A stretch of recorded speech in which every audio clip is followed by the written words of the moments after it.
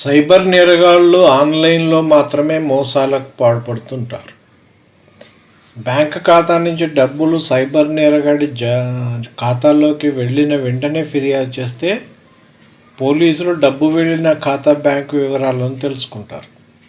వెంటనే సంబంధిత బ్యాంకుకు మెయిల్ ద్వారా లేదా ఫోన్ ద్వారా వారికి ఉన్న ఆన్లైన్ పద్ధతుల్లో ఆ ఖాతాను స్తంభింపజేస్తారు. అందులో ఉన్న డబ్బులను పుట్ ఆన్ హోల్డ్లో ఉంచుతారు. సైబర్ నేరగాని ఖాతాను స్తంభింపజేసి డబ్బులు డ్రా కాకుండా చేస్తారు.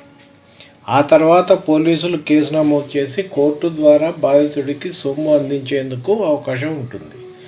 ఇలా సొమ్ము నేరగాడి చేతికి అందకుండా ఉండాలంటే బాధితులు మొదటి గంటలోపు ఫిర్యాదు చేస్తేనే వీలవుతుంది అని దీన్నే గోల్డెన్ అవర్ అంటారు.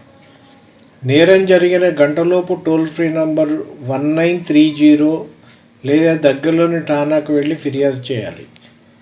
వరంగల్ జిల్లా ఉమ్మడి జిల్లా వ్యాప్తంగా గత ఏడాది 80 కేసుల్లో డబ్బులు పోకుండా పోలీసులు కాపాడగలిగారు.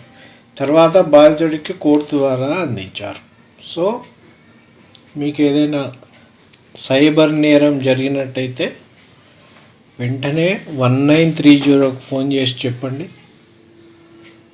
వివరాలు ఇవ్వండి.